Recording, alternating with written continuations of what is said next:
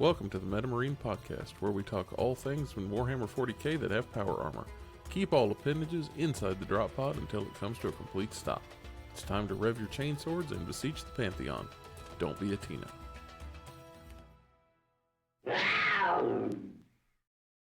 Hey everybody, welcome to episode 11 of the MetaMarine. We are post data slate, and we have all had some time to ruminate and cook on this. And some things have changed for sure in the game. I think it's been said that this feels like version 10.5.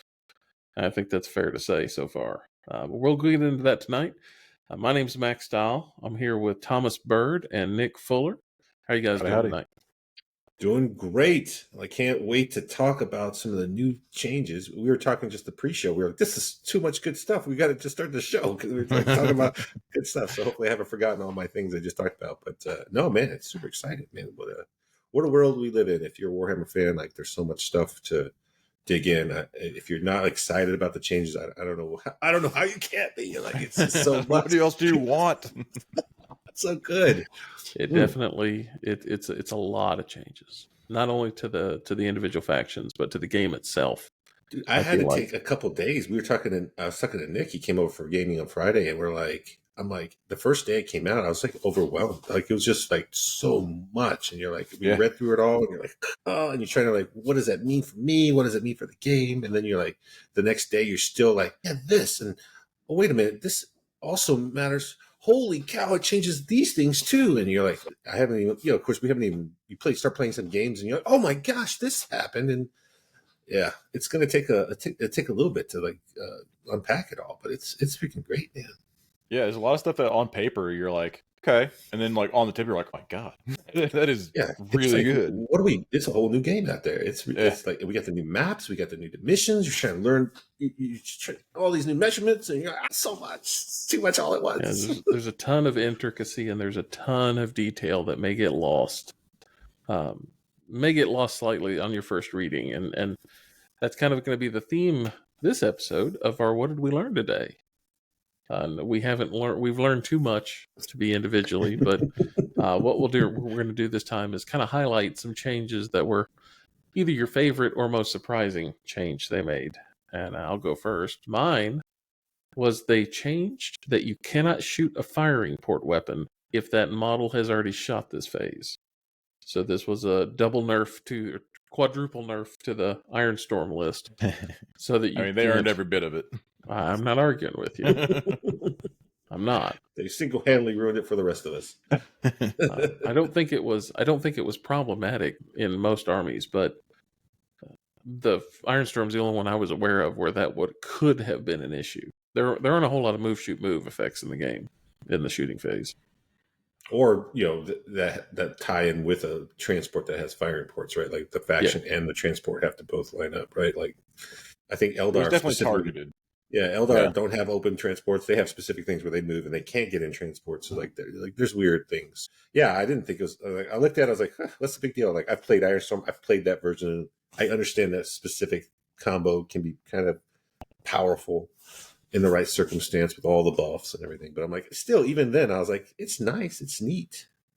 I don't say it was just kind of a feel bad when people would be like, so specifically like the Eliminators would get out, shoot, move, get in transport and shoot again with their las cannons or double units, right? So you're basically getting shoot them like double, it's twice, right? Like I get it, right?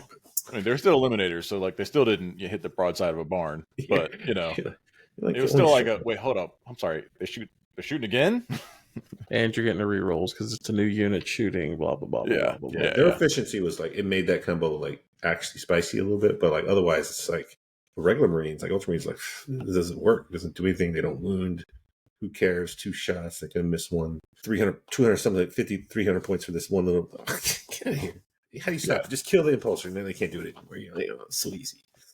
So easy. Obviously.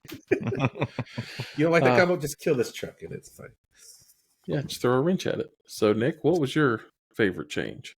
So far, I've only had one game under my belt, but so far, the best thing for my army with the Tyranids has been the change to Vect. So, Swarmlord has the ability that used to be you would pick one battle tactic strat and make it cost an extra for the rest of the game. Well, now it's just a 12-inch aura around him, and every strat you try to do around him is an extra CP.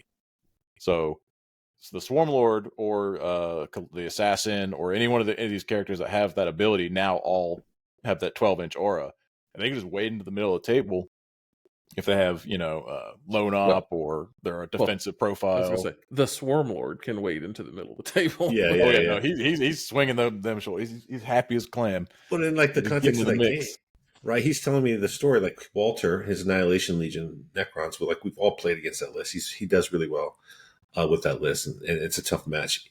He's got all these tricks and shenanigans. Characters get up, re-rolling, all stuff. But he's like playing against Nick, and he's like, "That character died. You want to stand back up?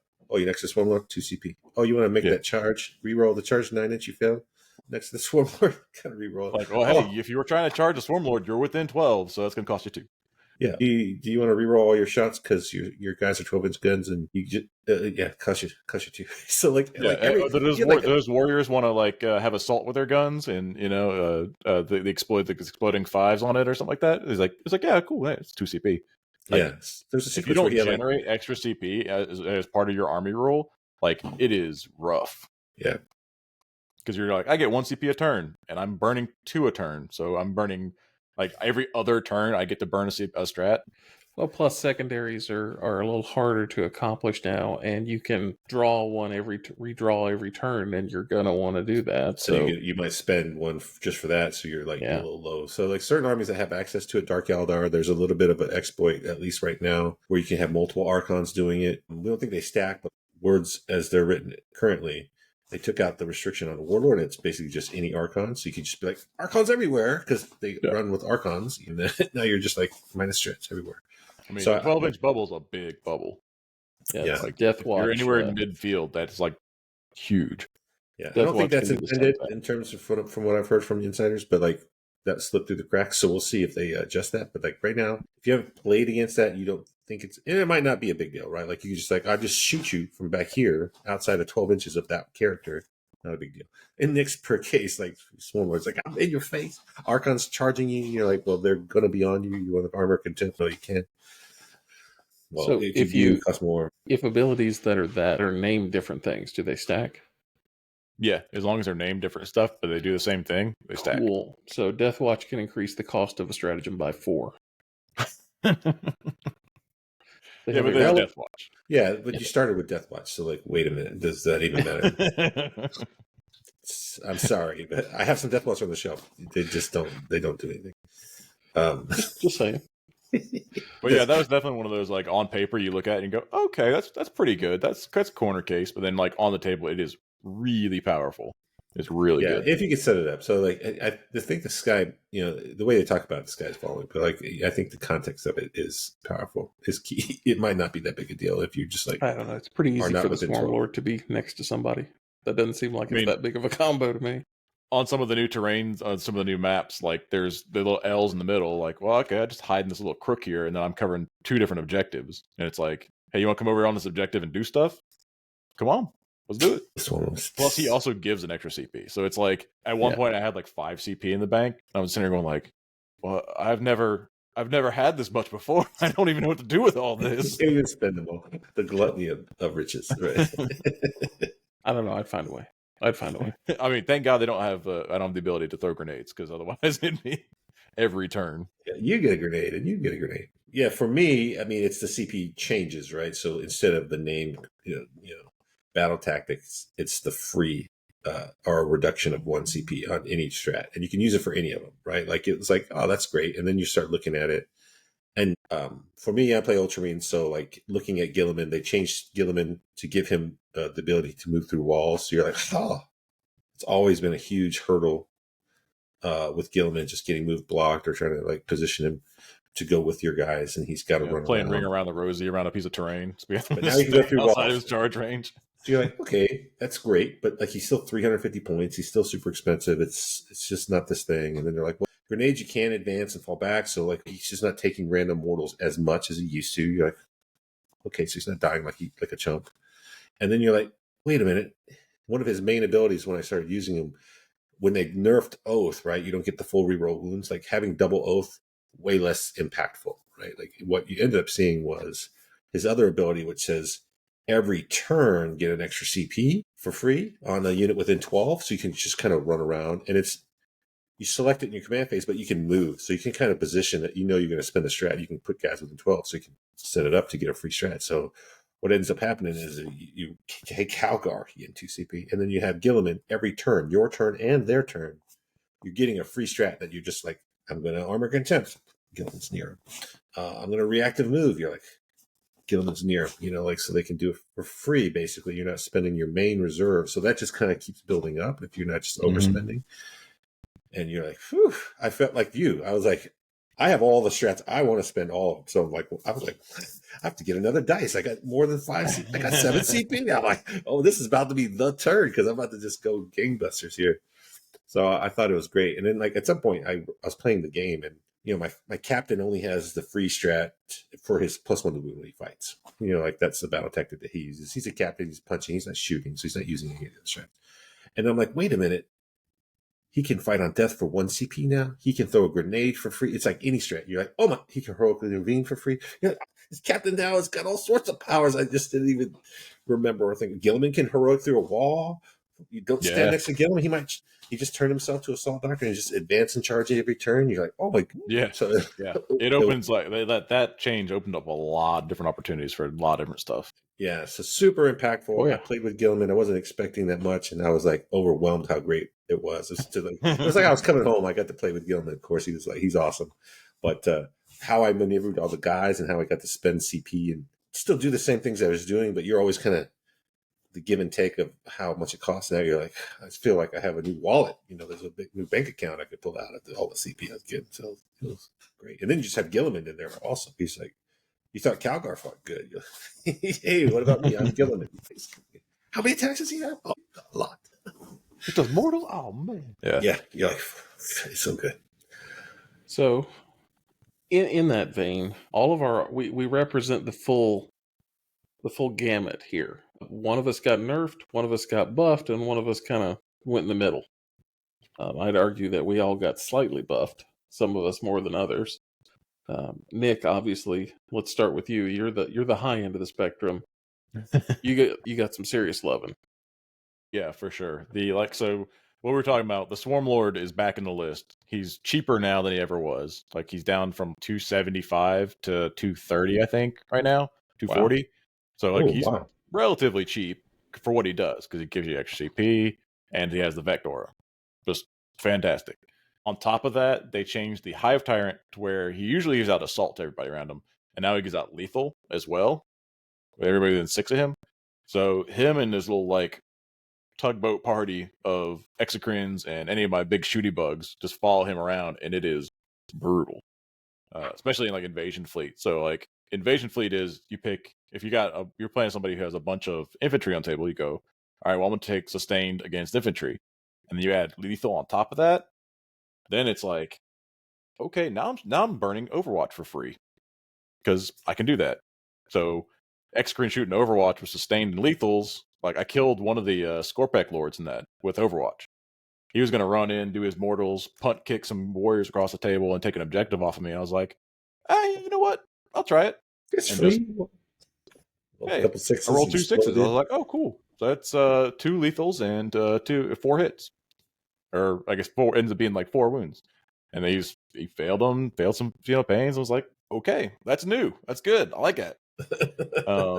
They changed a couple of little minor things up with strength of the X-Green's gun goes to 9, which is kind of 8 to 9 is not a huge swing. It's better for transports, any of the tough 9 stuff, obviously. Yeah, that medium vehicle profile, that Rhino profile, that does matter. Yeah, it's relevant in corner cases, but it lets them do their job of basically being the anti-tank in the army because that's what we got. That's fair. Makes them a little bit better at that. And then anything that's in Synapse gets +1 strength now. So warriors being Synapse go from strength 5 to strength 6. Oh, for melee attacks, yeah. Yeah, for melee attacks. So that's pretty relevant for certain profiles. I mean, it makes them wounding tough 3 stuff on 2s now. So yeah, all those Gravis guys, you're wounding them on 4s instead of 5s. It's a big deal into Marines or world leaders. When I go to punch vehicles now, If you're under tough 12, I'm winning on 5s instead of 6s. Yeah. A tough 10 tank is not 6s to wound now. Yeah. So I mean, it's definitely relevant in a lot of cases. And then like obviously the big bugs, the Hive Tyrant, Swarm Lords, the melee version of the big bugs, all got +1 strength. So they're all strength 10 now. Strength 10 is better than strength 9 going against most vehicles, and things are tough 10, obviously. Little stuff like that. They did nerf the Biovores. They are no longer nearly as good. So I don't automatically nobody's score crying secondary here except maybe. I'm sorry you don't get free secondary points anymore. Stupid spore mine. yeah, no. I would say they're still relevant. The list I played last week didn't have one in it just because I was 5 points over, so I just couldn't take one in. So I would say there's still a corner case for them. Like they can still do certain secondaries where you just got to be in a quarter or it was be over there and looking cool, like just throwing stuff out there behind enemy lines and like engaging all fronts, stuff like that. I was definitely a couple times I was like, it would have been nice to have, but they're definitely not like an auto include, and I didn't feel like I was behind the 8 ball too badly for not having one in there. That's pretty much the big stuff. There's a couple of little things where they like any of the snake guys, the Molochs, Trigons, Raveners are all Vanguard now. So in the Vanguard attachment, they can advance and charge. I was curious what the impact of those changes were because I saw that and my brain went, I don't know if that's big or not. So the big thing is the Molochs do the mortals when they come up. And being Vanguard, I have the 1 CP strat to put them back in reserve and bring them back in again. Can you come up and then come back down in the same turn? Not in the same. So you can go back into reserve. It's at the end of your turn. So they come in at my turn. End of your turn, they go back down. So if they're still alive, they go back down. Then it's my turn again. They come back up. I've never seen a Moloch for 2 of them. Past the turn it came up, so I know what that looks like. Yeah, they generally speaking, they pop up and go, ha, and then that's in all the years that I've played in all the years I've played against Tyranids, I've only ever gotten charged by a Moloch like twice. And once was like 4 months ago, and I was like, wow, that's really brutal in melee. He's like, yeah, if it ever lives, but it never does. Yeah, if it ever gets there. The Trigons are the same thing. They pop up and fail a 9-inch charge and go, so how you guys doing? You guys everything going all right over here? The little T-Rex arms. Like, I want to hit you. Yeah, they're the ones that have like an amazing melee profile that you look at and you're like, oh my god, that's crazy. I got to put 3 of these in the list, and then none of them ever make it to combat. So giving them advance and charge, pretty good. Gives them a little bit of a buff without having any like way to increase the like charge for them or decrease the charge for them. That's kind of, I mean, the way if you're taking them now, the way you're using them is you're bringing them in with from reserve with the rapid ingress behind a wall, and then their next turn they go running out and doing stuff. Yeah, so, I mean, that's really good. It's 170 points. That's a lot. So they added a bunch of synapse to some other stuff that needed it. Like anything that has an exposed brain should probably have synapse, and the neurolictors just didn't have it. So they have it now. I totally would have believed 10 times out of 10 times if you told me a neurolictor had if you would have just said, I'd have been like, okay, that makes sense. Yeah. You look at him and go, well, obviously his brain's out the exposed atmosphere. He must be pretty smart, right? It's a big psychic bug. Yeah, I believe that. Don't you have the character join the zoanthrope guys? Like, that was going to say that was the other big thing is zoanthropes have always just hit on 3s. They have las cannons. They're lethal innately. But being able to put the Neuro Tyrant with the unit gives them +1 to hit, just innately. Ooh. So okay. Hitting on 2s with the X-Crins, you can reroll 1s. So it was a pretty big buff. I'll say that it was pretty nice. It's that little bit just poked them over the edge because it's a 305 point little module for 6 zoanthropes and a Neuro Tyrant. And doesn't it give you like fall back and shoot, or do they have that already? No, but he gives them the monster keyword so they can shoot in combat. Because he is a monster. Joining the unit makes them a monster unit. Monster units get big guns, never tire. Oh, that's a interesting little tidbit. Yeah, it was like you can't just touch them and turn them off. They can go, all right. Plus, they always forkman will say with tough. That was always the way that you could get rid of them. Some random scouts would touch them, and you're like, "Let's fight!" And you're like, "No, Zoanthropes don't want to do that."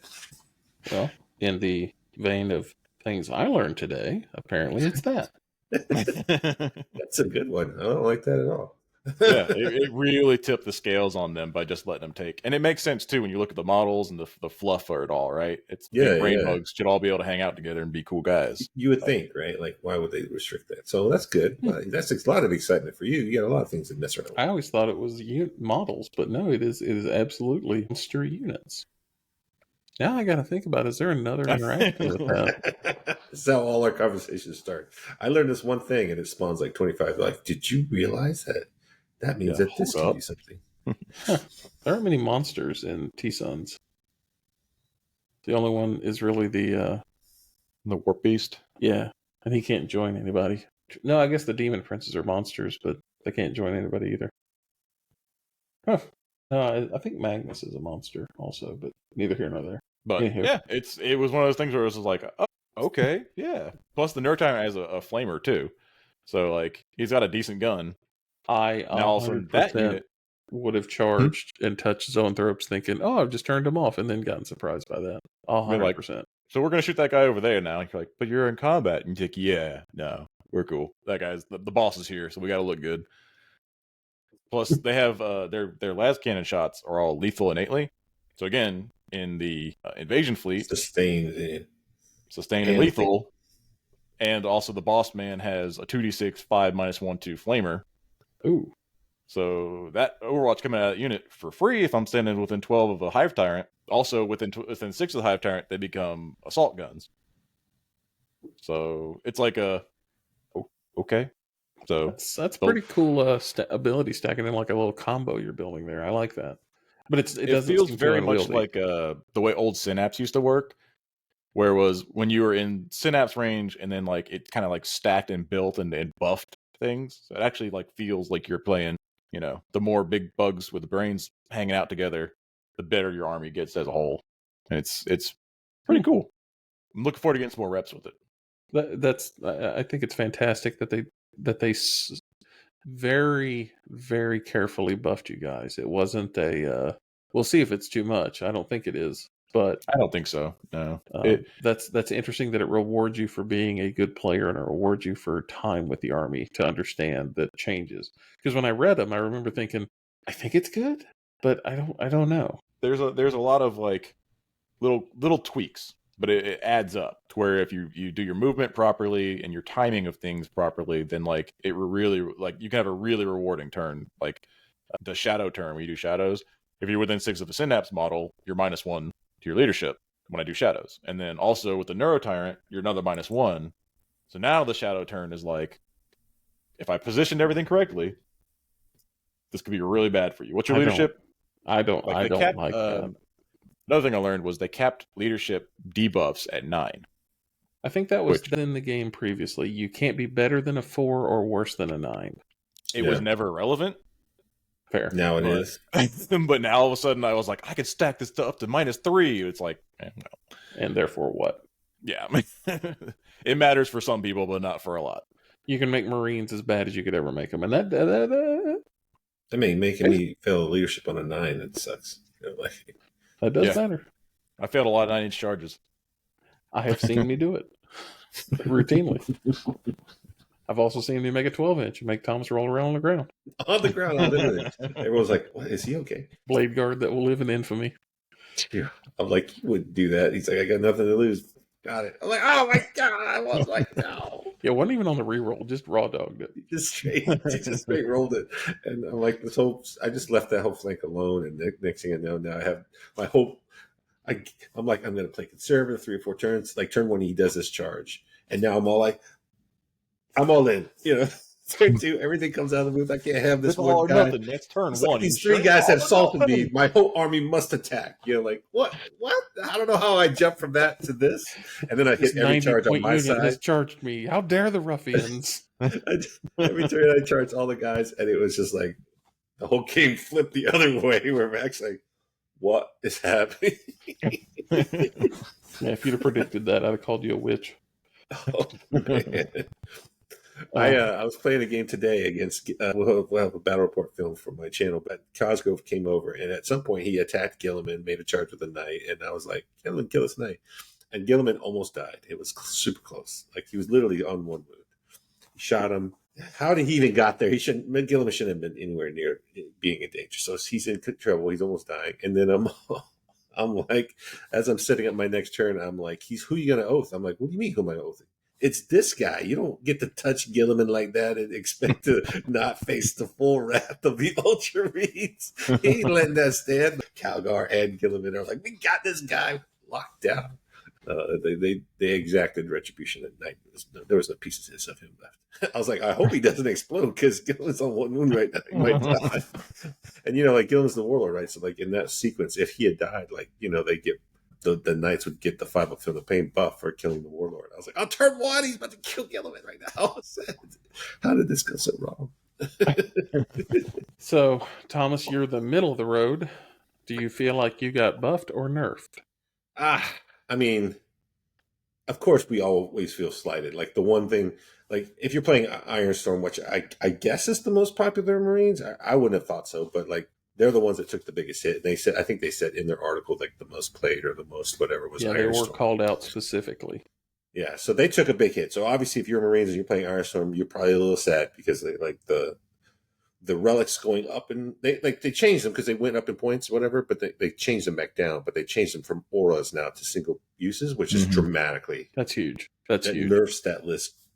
It was always like the shell managing the auras. Oh, so you had to be good at doing that, anyways. Like if you're real good against it, you can kind of manipulate your opponent. But like now it's single use, way different. Still powerful if you're good at. If you want to play Ironstorm, dear listeners, you still absolutely can. Yeah, but it might not be. It's just not easy mode anymore. Yeah, you might like. There's a case for Gilliman running around in Ironstorm because the way that changes the CP, like because now they've raised up Mercy's weakness to 2. Like you can make that cost 1 again.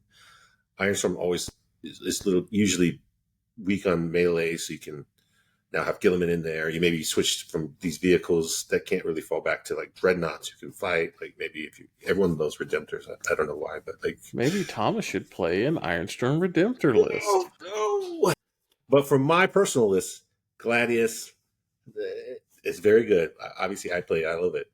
Not like winning all these tournaments every week or whatever. So I didn't expect to see any changes with Gladius. And then like Land Raider Redeemer goes up. You're like Marines, no point changes. Land Raider Redeemer goes up, and you're like, well, okay, sure. Land Raider. Everybody had one. The Flamers are too good for that point cost. Like it's good. You're like sad because now my list goes up in points. I gotta like just shuffle 25. It was a 20-point increase. 25. 25. Yeah. I mean 25. So you're like, it's this weird thing. You can't just drop one unit, and now you don't have enough points to like change it, right? So you basically have to do the shell game. And you're like, oh, okay, maybe some other unit that no one ever uses, fire strike turrets or something, might get dropped a little bit. No, just this one thing, and you're like, I mean, is the Redeemer in a vacuum still worth the points? Probably from the other perspective, from like looking at it and like being shot with it, like I'd say so. If I could have one in Chaos, I'd try it. Yeah. Yeah, probably. So they did lower points on the repulsor, but the big changes for Marines now are the impulsor went from 6 to 7, and the repulsor went from 12 to 14 on the transports. Which big deal. It's very big deal for Marines. Like if you want to take 6 Blade Guard and now put a character 7, you couldn't do that before. You'd have to pay 6 guys, drop 1, and fit the character in there. So like Blade Guard is very specific. There's a couple. If you want 6 Eradicators or 6 Aggressors, you put the Biologist in there. Very common combo. Or put a Captain in there. 6 goes to 7. Now you have 14 slots. You can fit in a Land Raider, but you can't fit in a Repulsor. So interesting. And then they made the Repulsor cheaper. So like I tried that today. It's 180 now, I think. 180. I think it was 190 before. It was 190, and it was 200 before that. So it has gotten like 20 points of drops in like 3 months. I played it. Its other big problem is it's big and bulky, and it moves 8, so it's kind of hard to move it. Now with the changes to pivot, they give you this pivot thing. There's a lot of shenanigans. People complain about pivot. It's on a round base. It doesn't pay the -2. I actually was like moving it around. Surprisingly, how if you pivot, you can get a little extra movement. But like if you're rounding corners, if you pivot more than once, like you gain a lot of movement out of it, right? Just be able to actually maneuver around the board. It's actually nice, right? Like it's not just a pain to try to measure it really carefully. You can just actually play the game. So like quality of life, I think is great. I think there's some people who like get kind of upset about potential movements or shenanigans if you just like rotate, get extra free moves. The sponsons don't stop you from moving through like corridors now, where like you used to, right? Because you can, as long as you can end on the other side of like narrow spots, you can move all the way through it. Yeah, as long as your base doesn't overhang, you can also do that. So like that vehicle doesn't have sponsons, but yeah, like big winged monsters can do it. Like there's all sorts of neat changes, but there's some also weird changes like vehicles. Sometimes if they have a long turret, Morven Vol is another great example of a stupid rule because you're like her spear sticks way outside of her base, and you can be like, I'm a vehicle. You measure to my base, but also like if my spear sticks out, you kind of measure from it too. Yeah, because she can basically have free rotation. Yeah, you free rotate. So like her spear sticks out like 1.6, 1.7 inches. She's kind of don't get me wrong. Magnus is hanging like 3 inches off his base. But like a monster doesn't have the rules for vehicles in terms of like the WTC rules. Like for example, this is where it always comes up. Like if I have the plate where it's it's obscuring the base of the train or whatever we call it, the plate. If I'm a monster and my wings are overhanging the edge or my spear is sticking over the edge, you're still behind it as long as your base is behind it. So I can't see. As long as your wing doesn't stick out the side, sticking into the little square doesn't matter. Can't see. Vehicle's not the case, right? If like the way WTC rules it is, if your sponson's overhanging, if a barrel's overhanging into the plate, the vertical footprint, you count as being in it. So from a person from in the train perspective, like you count as being visible. Like you can't see out unless you're all the way in it or whatever, but like they can see you. So you have to be careful with backup and stuff. So big monsters or big tanks. Unless you're Titanic, in which case, or an airplane, which you can can do it. But a tank, like you can't accidentally stick the barrel inside the piece of the train because it'll count as being within, and now you'll be visible to get shot. But now you're like Morven Ball. She's not a monster; she's a vehicle. But she's got the spear that sticks out kind of like a big barrel. And so I just rotate it now. Instead of being 9 inches away, I'm 7 inches away. Yeah, but there's the whole, like, you were giving up 2 inches to move anyway. So is it that big a deal? But for her, since it's round base, the round base doesn't give the 2 inch. Ah, fair. It is a pivot value of 0. Yeah. So there's a few things where like the pivot of 0 is a big deal. Like a Land Raider. Impulsors, like Redeemers. Yeah, Land Raider has a spin, but like a repulsor, or impulsor, they have a round base. Don't. Like a Land Raider, if you pivot more than once, you'll spend that 2 inches all day long. Around the corner, because like you might not be able to move by the time you spend 6 inches to wheel it 90 degrees or whatever. Mm-hmm. Now you're like, it's freaking great. I get to move 10 inches and just go. There's the what's the orc dinosaur thing? Squig off. Yeah, so that thing, like I played with somebody who was playing one of those, and he tried to cut like a hard like turn to get it make a charge. And he's like, all right, so in real time, like on the table, I moved 2 inches. It cost me like 10 inches of movement to do it. It's like he couldn't even like rotate the model because of the way the terrain was to like get the charge off. And for me, I think now it's like, I think it's dumb, right? Like you want to be able to play with your toys, and like the movement was so fiddly, and you want to be able to move, and it can drive through, but you also need to want to be. We play the game competitively, so you want to be able to make it precise and know the distances, and there's sort of an abstraction that I don't necessarily have a problem with, the idea of round-based things being very selective into what has them. So things like dreadnoughts, they should be a little more nimble than a tracked vehicle. So having a pivot value of 0 because it's on a round base, I don't necessarily have a problem with that. And baby knights being the same thing. Yeah, kind of okay. As long as you don't see people like modeling for advantage like they used to, where like the Riptide was down on one knee and like poking out, sticking or like, the arm way out. Guys like diving off the base for like 4 inches extra. Hopefully, people are reasonable. It doesn't turn into things. Obviously, there's a few models like Morven Ball, which that's just the natural pose of the model, where it just gives you an advantage. Which for the Sisters players, they're like yes, and if you're like everyone else, you're like this is bullcrap. But it's the game. If they change it or not, like play it. It's fun. I know in our games, it was first game I played against Joe. We were playing Votan versus my Marines, and we were kind of like on the surface. My Lancer behind this building. Can you see? You have to get this. I have to basically make a U around this giant piece of terrain. There's no way I can get there. And well, if I advance, maybe I can. And we measured all out. Like I advance on a 3. All the rotates. I can make it no problem. So you're like just visually looking at the table, old distances for vehicles a little different now, because you're like, hey, it actually, all that pivoting doesn't cost me anything. or maybe it cost me 2 inches one time. You're like, I can actually navigate a little farther than you think. So like just kind of getting used to the new world of pivoting, I think might catch off guard how far vehicles can move. But it's kind of fun because you're like, this terrain is not just like full cell blocking my vehicles from moving. So yeah, some of the terrain layouts and the deployment types used to be like, if I don't deploy this vehicle out in the front, like on the front line, I won't get put him to back do over anything here, for 2 turns. and he's stuck for 3 turns behind this terrain before you get out. Yeah. Now it's not the case. Like, I mean, you still got to move and still got to do stuff, Sure. but it was kind of freeing. So I thought that was really neat, and that was very impactful. Now you got me thinking about repulsor executioners being able to advance and shoot. Yeah, after using the regular repulsor, which its guns are trash, and then you like maybe the executioner gun might do something. I'm pretty sure I remember it being trash too. Like you want it to hit, but it's just 2 shots with no rerolls. You're like, I just buy a Lancer. It's cheaper and it probably does more damage on average. But the big part of it is not a limiting factor like it used to be. So like actually moving it is much easier. So there's something to be saying. I definitely say you try it out if you haven't done it. Now don't be like cartwheeling around your like one tire and like power sliding it. The center of your vehicle, like some people like don't understand where the center rotate around. Like you still have to measure and stuff. But I think if I go to plan it in person, I'll bring a spare base and measure from base to base and go, we agree it can move here. Okay. And then pick the model up and move it.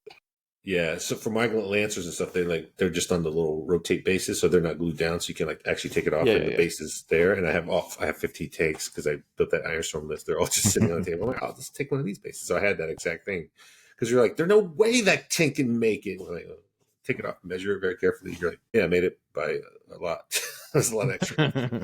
I'm like, I'm doing the measurements. I was surprised myself. So in your list, we kind of got off topic there. In your list, you're on Guilliman. Yeah. So of course I was just like, I want to play Guilliman. How do I squeeze him in? 350 points. Like, how do I lose 350 points? That's so much. And I'm like, well, the Land Raider went up. I take the Land Raider out. I don't know how I play without Land Raider Redeemer. I don't know how. Let me just take that out because it's the most expensive. And they're like, I still got to come up with 90 more points. And I'm like, well, Blade Guard, exactly 90. I'm like, well, the easiest math ever. Just take those 2 units out and put Guilliman in. Now, that Land Raider does a whole bunch of things. The Blade Guard is in there for very specific reasons. So, like, there was no, like, synergy or special circumstances applied to the rest of the units to make them do something a little bit different. They're just like, hey, we're the old guys, but now we're slower. We're not as fast. I just want to try out Guilliman. And then I put him in and tried one of the new layouts. And we're like, well, there's not as much indirect, so I'm just hanging out here. Yeah, I got to advance on foot. Maybe turn 1, I can't drive the Land Raider up and full assault you with the full distance. But Guilliman over here handing out CP. Guilliman just has this aura of, at any moment, I could advance and charge you. This is a distance you don't probably want to be close to me. And he's a scary threat. And then if you don't come over, he's just handing out free candy. Like, hey, you want to use the strat for free, don't you? You want to use the strat. So like it was like I was like Nick was. I was like, the CP is just like building up. And my army, typically the way I play it is not like, if you like come at me, I'll aggressively attack you. If you give me a piece, I might aggressively attack you with a piece. But for the most part, I'm content to just score my couple of points, kind of keep it light. And then when my reserves come in, I'll like drop the hammer. So it was kind of like it played well into that strength. And then at any moment, I'm just threatening, is it go time? Is it go time? You just kind of, when is the moment that Guilliman's going to activate, or the whole That was always how I remember your 9th edition version of that army playing. I always felt like I had to keep this buffer, that we were always dancing in this like 13 to 18 inch range. Yeah. And so like Guilliman's just like, I'm that on steroids. So like all the guys are still there. And then Guilliman's like, me too. So I really enjoyed it. I was surprised. I was like, this is not optimized at all for Guilliman to fit in here. He just slotted into the old list. It was the most easiest way to kind of just put a list on the table. And he was like, pretty nice. So now I'm like trying to figure out the combinations where like it's a little bit more refined. You definitely want a vehicle for the captain or the incursors. So putting an impulsor, like we talked about impulsors being very much, their stock has gone up, right? In the new edition and the new missions, because Marines typically, unless you take a lot of jump pack guys, which the jump pack guys have a lot of value as well, in the action, since you can't advance in action, you need to be across the board. Like impulsor gives you that extra movement. Like I can advance and still get out, do the action. I'm a vehicle, that is now harder to kill or that can do these things. So it's very nice to have that little tank running around. Playing with one in the new version, I tested one out, was very nice. So I don't know, like, yeah, after I was like, I'm going to try all these lists. I have several that are like not Gilliman, but if you take the Land Raider out, that's a lot of points that you just have to buy other things. And you're like, do I have to have the Land Raider? It's been so integral to my army list for so long. Trying without the Land Raider, it's kind of been freeing, right? Because you just have a lot more things. But it's also like you don't have this Land Raider that kind of, some armies you could just bully them with a Land Raider, or you can really like, I drive this hard thing out there, like it's going to take a lot of things to kill it, or very specific things, and I can basically force you to attack it. And if you do, then now I can attack the things that killed it, right? It's like now I don't have those things. It's a little different. So you kind of have Gilliman in its place. So it's trading all this vehicles for Gilliman melee. So, but it's Gilliman, man. Like when he gets to run around and attack things, like it just makes me happy. So I don't know if it's the best, but I will certainly having fun with it. So it's hard to make an argument as an Ultramarine player to not bring Gilliman. To not bring yeah, it's like Calgar. Play Gilliman, he's good now. You have Calgar and Gilliman. I think I was like 800 something points on my freaking character loadout for my Ultramarines. I was like, this is a lot of points. I have 1,000 points of regular guys and 12. How many points of just characters? So your activations are a little lower. You're like, it's tight. Gotta do an action over here. Impulsor, go. It's okay though. I mean, I think we talked about it. The economy of having access to what amounts to 5 command points a battle round. Get out of here! That's so good. Yeah. So what, you'll love this, right? One of the versions I came up with, if I don't take. Well, there's one with Calgar that has it, or with Gilliman that has it. But I had a section where I had 100 points. I was looking at what did I spend 100 points on, and I came back to heavy intercessors. Can you imagine? I'm in. Heavy intercessors, because like their bonus ability is +1 save against 1 damage weapons. Their battle lines, so you start talking about those stupid secondaries where your battle lines matter. Their T6, 3 wounds, like they're that's a hard profile to just chew through, and with the +1 save, it might not. And they're like chumps that you really don't care about them if they die. Like no one wants to shoot at those guys. They're some beef, right? 100 points. You have this random repulsor or executioner that's just carrying around these guys.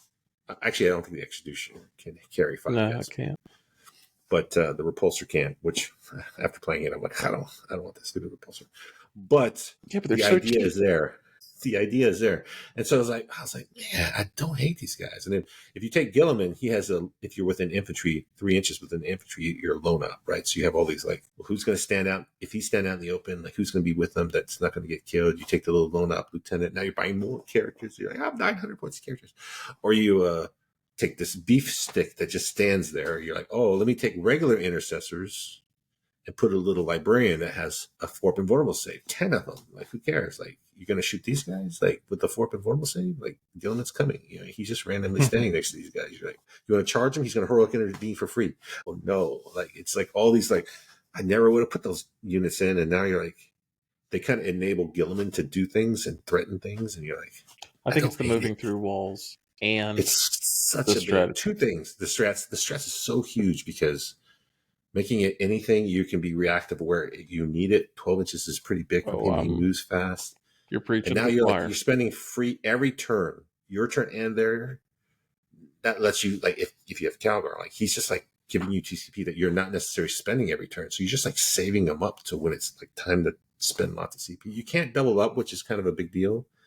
Like I want to +1 to wound in several places. You can't do that, but you end up like, I don't even care because now I'm like. I mean, after playing it, like I said, just one game, but like after playing it, like not being able to double up strats, I will trade that for doing the free strat or the reduced strat 100%. For on anything. Like 100%. You're no like, questions. I can re-roll this now because it's not going to kill me. Like, so if you don't have all these guys running around doing free stuff, like I feel bad for you because I feel like I just found a pot of gold over here while I got sort of nerfed. The Lucky Charms had just dropped off at my door. So, the leprechaun is here. So I feel very excited. The Marines, even like units I would never try. They didn't change points. Nothing changed, right? In terms of their specific rules, but how it enables Gilliman or how like the new missions potentially, you start looking at all the things again. You're like, I don't hate this. Like it wasn't that great before, but now all of a sudden I got a new lease on life, maybe. So it just gives me some new options to try to play around with. You're like, before you're kind of stuck in the cycle of like, well, these are the things. There's only so many combinations I can kind of swizzle around, and now you're like, who knows what other things are still in this book I haven't found? There's some Fire Strike servo turrets in here somewhere. And speaking of Fire Strike servo turrets, I'm the other end of the spectrum in that I got the Nerf stick pretty hard. Thousand Suns, baby. Thousand Suns. So tell us about the Nerf to Thousand Suns, because and to be fair, they deserved it. I mean, they did some wrong things, and they deserved it. There's playstyles so uninteractive when it's like going all right. It's kind of we always talk about, at least to some feel bads. Even when you're like having the best game with a very nice opponent, like there's some interactions you're just like, I'm sorry in advance. This is kind of not fun. It's gonna hurt real bad. I'm just gonna roll dice and you can't do anything about it. Sorry, you're dead. That even at DreamHack, it was, these are all really good players. They know it's gonna happen, and there's no question about it. They know the rule. I know the rule. Everybody's cool here, except we're not cool here anymore. As a matter of fact, I said to one of my opponents, "What happened to the good times? Where'd they go? We were having a good time." And all of a sudden, well, it went away when you took away my saves. And I was like, "Oh yeah, I get it."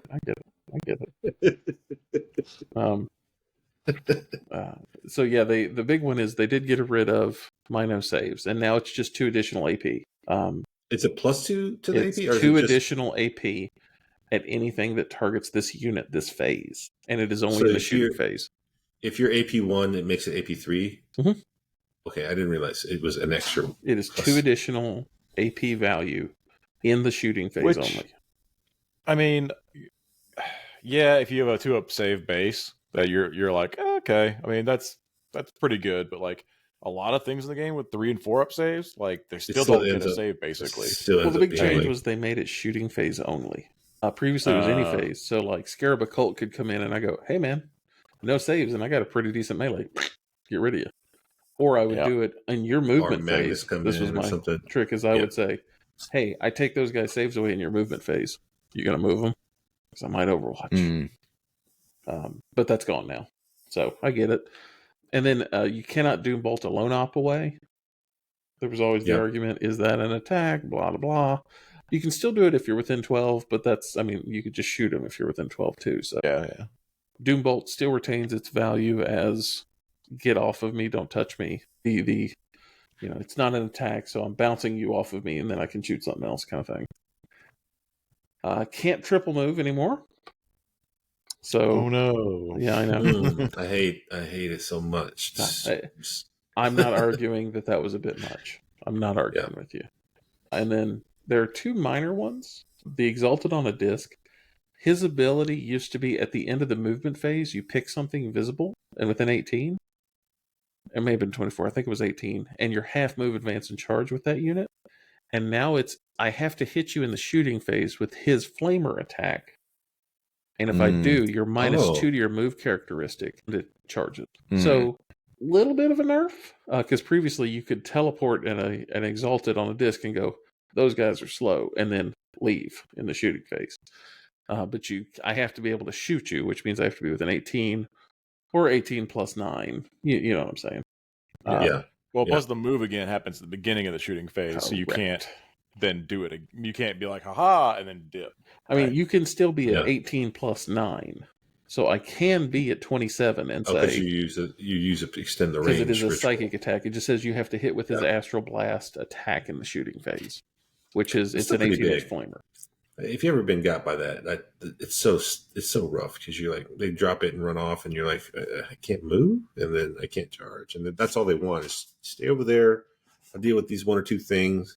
Next turn, stay over there. I deal with these 1 or 2 things, and they just kind of pick you apart. You have to really kind of like concentrated violence on them, or they're just going to just keep doing that. So you can't let them play their game. So that's good, I think. I mean, like you said, it's just the things. Half move and advance and charge and all that is like punitive. That's rough. -2 is bad, but like half is just like, okay, I guess I'll stand here. Yeah, if you're like, I move 12, and like, now you move 6. You're like, not -2, I can still move 10, like half, and charge and advance, all the things. And then there was a minor reduction and a minor buff. It's an interesting change. So the way rules is written, I didn't play it this way, but rules is written, you could do as many rituals as you wanted with a model. the rules as written. So if you strictly interpreted it previously, you could say, I can do as many rituals as I have Cabal points, and I'm going to generate them all from, Jose. And he would do all the rituals. I didn't play it that way. I played it as though you had to do it on the characters. However, now it says a Psyker model can only do one ritual per turn. But there's the key word in that sentence is model. Because if I have a character attached to a unit, I have 2 Psyker models in that unit. Mm-hmm. So I can do 2 rituals per unit, which also makes the Warp Beast have even more value. Because now I have 2 long-range rituals from 1 unit. So it's a small buff, but it's only a buff because you nerfed it. Which is the weirdest sentence I thought I could say about this. And then there were 2 minor points changes. Exalted on a disc are down to 105. And Warp Beasts got cheaper because they weren't good enough. I mean, a lot of the net lists don't have Warp Beasts, which I understand in the context of the list, but also like after playing against Warp Beasts all the time and like what they do for the list, I'm like, why don't you have Warp Beasts? They're such a pain in the butt. Extending the range, just by itself is like, I can't let the Warp Beast run around. It's going to drop mortals everywhere. It's a pain with a 5-up envelope, 5-up fill of pain. Like, we got time to just like spend a lot of effort killing that guy while the Thousand Suns are like psychicking you to death. You're like, if you don't kill it, it's just being annoying and then turning on their powers. You're like, it's all bad. So like not having them, I'm like, please make my life easier. Don't have them. Yeah, so right. Like, the fact they made them cheaper is like Looney Tunes to me. But like, hey, they got a little hit, so maybe give them a little something. They did give us something. So overall, I think T-Suns took a hit. I mean, you can't argue that you can't triple move anymore, and Doom Bolt's changed, and you can't take my saves away. They took a hit. No argument. So I think a lot of the guys looking for an easy win, shall we say, I think that's going to go away. However, in the same vein of both of you, they still kept the ritual that lets me do a strat for free. We've just been talking about free strats and what that means. And for Thousand Suns, you're like, they still kept it to where it's any phase. Yeah, some of those strats are pretty good. And then you're like, now they can do it for free or with a ritual, it's not I can a captain do 2 free strats a turn. And Armin's stock just went up because now he does a ritual for free. All of a sudden that's now, or a strat for free. So it's a good time. Yeah, you can't at least double the strats. So you can't like I do all the strats multiple times, but like you can like I can do this strat and this strat and this strat. Like, you turn off your saves. I can reroll all the hits and wounds. You're like, or not turn off your saves now, but add the extra AP indirect or whatever. Well, or it's extend range. It's going to be re-rolling hits and wounds with psychic attacks. It's going to be, I can now do my out of line of sight for 1 CP instead of 2 CP, which means I can do it turn 1 if I go first. It's blanking a save. It's Overwatch. I can't rapid ingress with it because I have to target. My ritual says I have to target a unit with a strat. And I can't target something, and they can't do the ritual if they're not on the table. If they're not on the table, yeah. But I have 2 models that can do 2 rituals, which means I can do 2 strats on a unit. So all of a sudden, the Terminator brick looks very attractive again.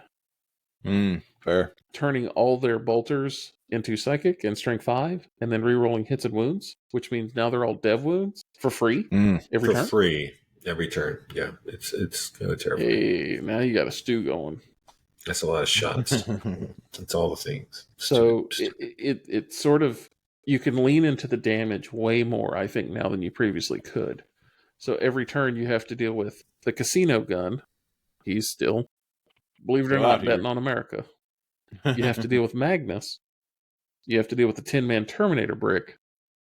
And everything else. I guess the indirect nerf kind of hurts you a little bit too, right? I would argue that it helps me more than it hurts me. What I don't want... It stops other people from taking indirect against you. Exactly. It stopped. Like, I'm happy to hit on 4s instead of getting shot by all the other guys. So one of the main things that killed T-Suns is we got a bunch of fragile Rubric Marines standing around in front of God and everybody. Just kill them. So if you had effective indirect, like 2 damage indirect, God, it was terrible. I didn't want any part of that. But now that that's lessened to the extent that maybe it prevents you from taking it because it looks bad, all about it. And the casino gun shooting on a line of sight, it's more important to hit 6s to hit because it's sustained 3. So you were already fair. re-rolling everything, just trying to fish for 6s. Mm-hmm. So is it that big of a nerf? I guess. I mean, unarguably, a little bit. You're hitting less, so you can't say it's not a nerf. It's a nerf. Yeah, right. But it still explodes 3 times. I'm still taking the casino just because you have to worry about it. And I was trying to have a discussion with Joe about that guy versus the Infernal Master. He just wouldn't buy into it. He's like, you just rolling for 6s. It's just like the other guy's just better. And I'm like, you need to play some games because I don't know how to describe this. He's like, we're rolling dice on the table. We're arguing about who rolled better. I'm like, no, you just got to play it. Until you play it, it's really not an argument you can. Until you get shot with it, you don't understand it. I was literally rolling dice to try to prove my point. He's like, look, it wasn't that bad. I'm like, you just don't. The thing I can say about the casino gun is in a tournament setting against a great player, the casino gun was able to remove Calgar, a unit of Eradicators, and an Apothecary Biologists in one round of shooting. There's no way on God's green earth that Infernal Master could have done anything close to that. Yeah, I think the argument he was making is like, if you're going to spend the CPs and the powers to like buff the casino gun to do that, he's like, just put it on Magnus instead, and Magnus would do that better. And I was like, I thoroughly disagree. So. Magnus is good enough on his own. You don't need to buff him all the way. And now you have 2 big threats that can do that every turn. And maybe that's a difference in playstyle, but I tend to be way more cautious with my Magnus, and he's always a damage adder. I'm using him for his aura for +1 to hit and wound, and as the implication of his melee. You can come over here, but he'll get you.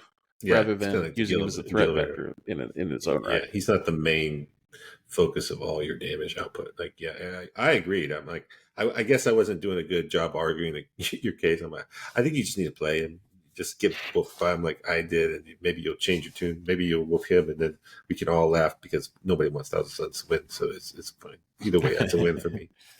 What was their win rate before all this? It was pretty high, wasn't it? 55% at the last time. They're like one of the top ones, I think. Like in terms of like, if we all like, it was funny because when we went to DreamHack, like your matrix was kind of red against a lot of matches. So we were like, Thousand Suns supposed to be good. Like, why are we having all these red matches everywhere? But it's because it's the casino gun, and every now and then the house will win.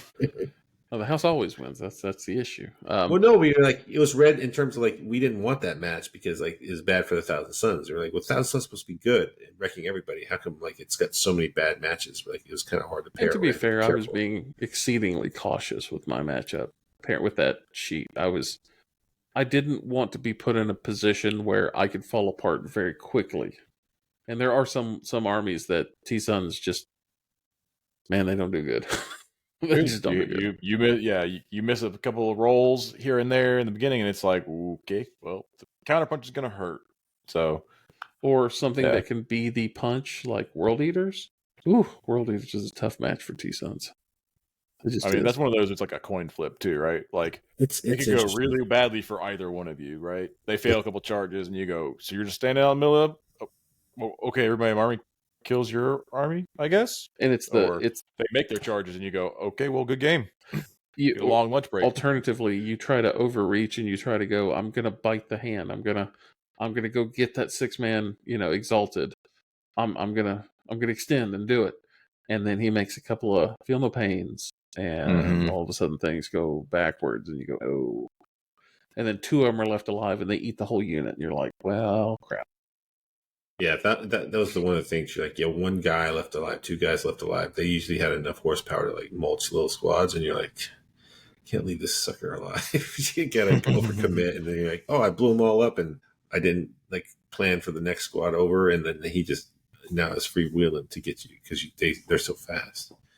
I like the World Leaders match. It's a hard match for sure. That's always a fun game. It's very like nerve wracking because like at any moment they're going to charge, and then they're trying to be very careful about they don't want to get shot to death. And we started seeing some of the World Leaders like start to put in some more shooting elements. So it's like interesting kind of. Then you're like the points are like Exalted 8-bound, get points decreases. You're like, ow, they didn't need that. Maybe the World Leaders are like yelling at the screen right now when I say that or whatever, but. It made it interesting because now you're just going to go back to putting out the world. You started seeing some variations, right? Like not all like I don't know in the context of like how many points, what does it matter? I didn't look at it that closely, but I saw they went down. I was like laughing. I was like, shoot, more 8-pound. But overall, my list hasn't changed considerably other than I was already running a 5-man Terminator. 10-man Terminator is pretty solid. I think that's another interesting threat vector that people have to kind of like. There's a teleporting 10-man Terminator here now. Cool. So I'm excited to play some more games with them. I think it's going to reward creative play.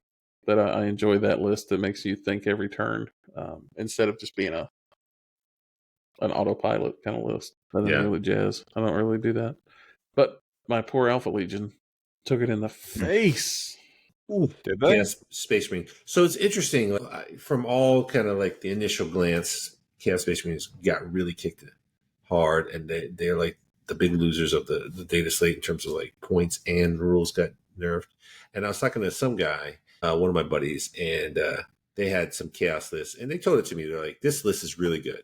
They think Chaos Space Marines is one of the top factions. And I was like, whoa, that's a hot take, right? Like completely 180 from where we're kind of like valuing CSM in this quite early moment. One of the top, like in the top 2 or 3. I was like, what? And these are like respected people, right? Players. And like, I'm like talking to them like, tell me more, right? Like, what have I missed, right? And they gave me the list, and I'm looking at the list. It's not like anything crazy. It's just, you start walking through the combos and the things that it does, and you're like, well, yeah, I know that does this, and yeah, I know it does that, and you're like, oh, wait a minute, you're like, yeah, that's pretty good. The basic premise is, I don't remember the exact thing in the list. It's a Raiders list, no warp talents, so we know warp talents really got hit hard, like the mechanics to make them do the thing that they were going to break the game with, which I didn't even think it was that bad, but like certain armies, like it was punishing. You can't do it. No. But in this list, no warp talents. So like, okay, you save the points for the warp talents. It was 2 units of Chosen, 3 units of Legionnaires, 3 Rhinos, 4 units of Rubric Marines, 3 Lords. So rubrics automatically reroll wound rolls if you're on an objective they don't control. They have -1 AP flamers. Now I'm in Raiders. I'm at AP 2 flamers. Now I'm, I roll a 6 to wound. I get an additional AP. AP 3 flamers. They get the Heretic Astartes keyword that gets swapped in there, so they can like now disengage from a unit after they come out and fight, so you can't lock them down. They come out of the thing, and now they're sitting there with all these flamers ready to overwatch you if you move. After they just like whatever fought you, like, so you're like, as they describe it to me, I'm like, that's pretty like, I know they do all these things, but you start thinking of through the implications of a really skilled player maneuvering all the guys. You're like, that's no joke, right? And it's funny to come in there hot with this like on paper just average looking normal Chaos Space Marine. Like, yeah, you got some Chosen. Yeah, you got some Chaos Lords. Yeah, you got some Rhinos. What's so special about this? And you're like, gosh, I'm about to get rickrolled by these freaking Rubric Marines running around flaming me, and they're not even like actual Thousand Sun. So I was impressed. So like for people to just like think Chaos Space Marines is bad, I would be like, I mean, it's early days, right? Like, take a look at it. I don't know that they like would just like throw you in. They don't want any army to be just like bottom of the barrel, right? So like if it seems really bad, like I think there may be some nuggets that you just might have to dig a little deeper for at first glance, right? It was like 2 or 3 vindicators, like there was some typical stuff, but I was like, how is anyone going to play that list? Did I just spoil it for everyone? I just gave out the super list or whatever. Or do I have to prepare for this? Because that sounds like very problematic things. I want to get AP3 flamers rerolling all wounds. Like, it's Raiders, so you have to play the game of extra AP. How do I stay off the objective and still score points? But even now, you're like, maybe I don't want to be on the objective. I'd score points when you're dead on the secret mission at the end. I mean, I've done that to you for years. It's just going, hey, you don't have a save. Like, that's effectively, it's even worse. Well, everyone knows the way you beat me is don't let me roll 6s, right? Like, if you give me a chance to roll some dragons, I will roll them until I make them. And then you're like, some stupid game will happen, and I'll roll like 10 6s to stay alive and win. So if you could just like not let me roll dice, then victories in it. So was it Alpha Legion the attachment specifically got hit hard, or just like my Alpha Legion list went up 300 points? Ooh. Yeah, I opened up the app and I was like, oh, let's check it out. 295 or 2295 out of 2000. I was like, that's a big number. Ooh. I think Brad's list that he had originally built, he was using like the penitent engine detachment. He was playing for Sisters. I think he said his list went up 500 points or 490 something. I was like, well, yeah, deserves it, jerk, because this is ridiculous. Which I'm mostly just giving him a hard time, but also he was pretty upset. So I was like, that's a lot of points, 500 points. It is a lot. I'd be pretty upset too. His other list, a different detachment, it was only 200 points. So it was like very specifically, that list was like all the best things that got all the most expensive nerfs. So like it was kind of a combination of, yeah, well, there's a reason why those things cost so many points, because they're really good. And the fact that you just took max of all of them, that's why your list is so over the top. Like, who are we kidding here? Don't cry when you're like, Repentia costs so much, but they're T3, but like they could charge 40 inches and just do murder. Turns out when you're really good, it should cost a lot of points. It should cost a lot of. They're not 70 points. You shouldn't have a 30 of them. Like, no, that's not okay. So I wasn't very upset. He was upset. So we had to kind of come to the middle and talk about real things. So like eventually he started playing around with it. It's still great, even 500 points down. Like, it's a different army. Obviously, you don't have all the trash, so you have to make some compromises. And like, welcome to the world the rest of us live in. 40K. I can't have all the things. But the other list, he says, is just as good, and it's a whole different animal. Like, they're so fast. Sisters, I don't know if you've played against them or seen them. You got the Triumph in there, and you start like everyone's get plus 3-inch move, and some of them are advancing and charging, and you're like, freaking, I'm just gonna move this Rhino or Immolator. I think they can have a rule where you can advance and still get out. You're like, I'm just gonna auto move. It's 20 inches. Guy's gonna get out, do an action, do the secret mission 20 plus inches away. You're like, Miracle Dice added on top of it. You know, like, the crap's happening right now. These guys are so fast. So one of the armies that I'm kind of excited to get some games in on, and I'm kind of going backwards now. I'm regressing, and they had no changes. Literally, the data slate said Tau Empire, nothing.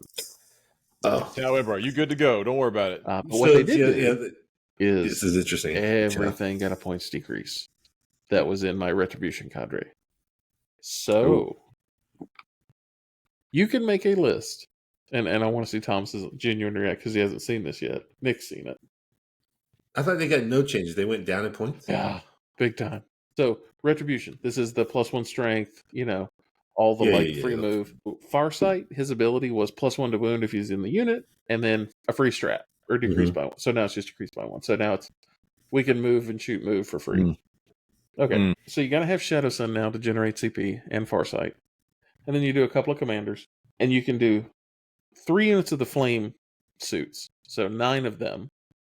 Give an extra AP, move, shoot, move. You know, do 3 units of the Melta guys, and a unit of the Star Scythe with missile pods. The reroll all hits guys. You can then have 7 suit units. 7 suit units, 3 ghost keels, and 3 units of stealth drones. Or stealth units. Wow, that's a lot of suits. It's all of them.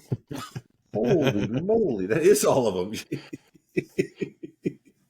Yeah, I was talking to Joe, and he was all like hot to trot with the Monka, which I don't rate it that high. Like, at least in terms of my army, like, it fits my profile. You want to come close to me and attack me, that just like come closer to me. I don't. You have advance and lethals, or I don't give it. Come on, bring it on.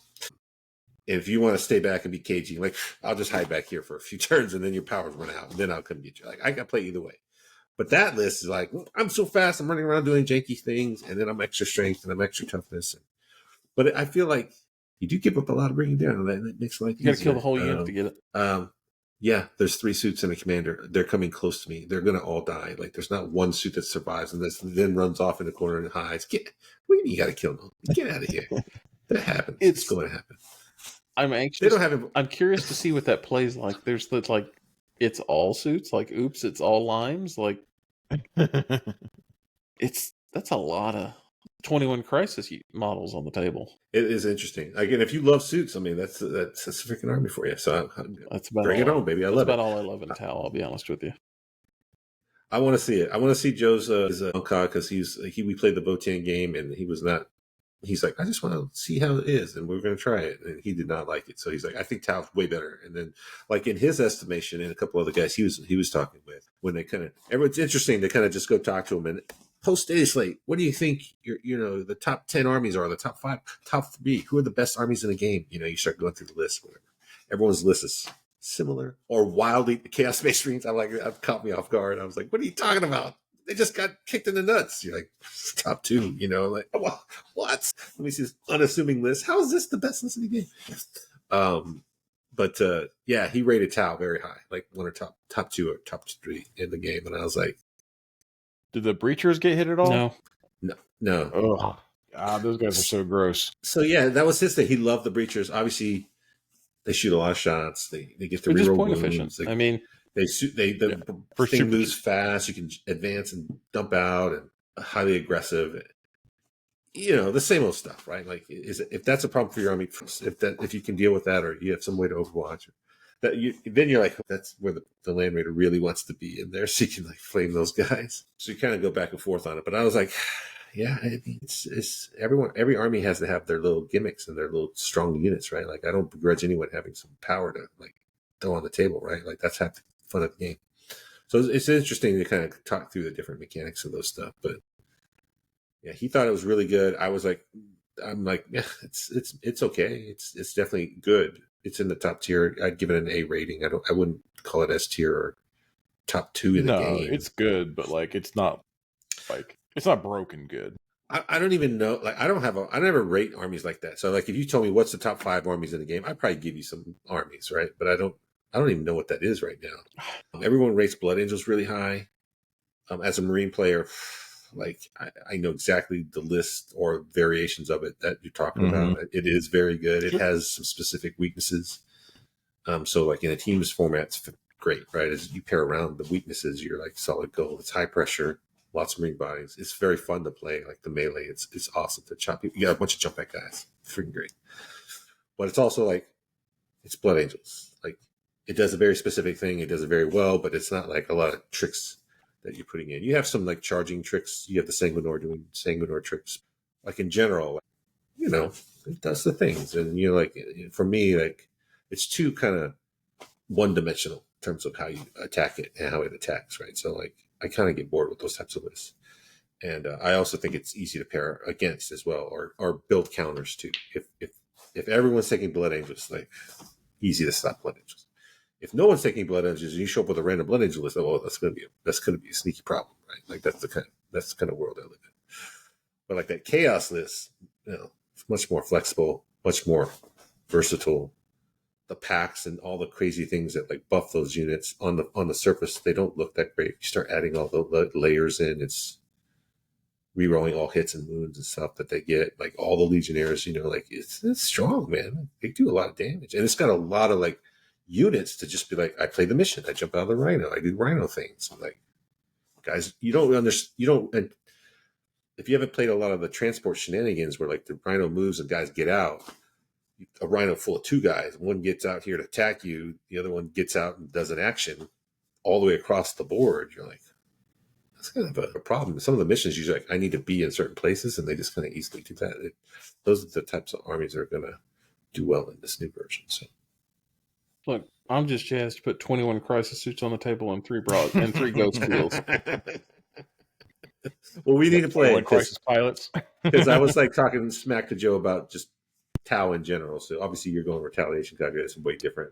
So we'll have to see which Tau floats to the surface. I want you to play him with the casino gun, so he has the rightful respect of that guy, because he doesn't believe in him. It's funny. The casino gun is one of those things that you're like, it's not that bad until it goes, all right, I rolled an 8 shots. Okay, so this is going to be 12 hits. Okay, that's not bad.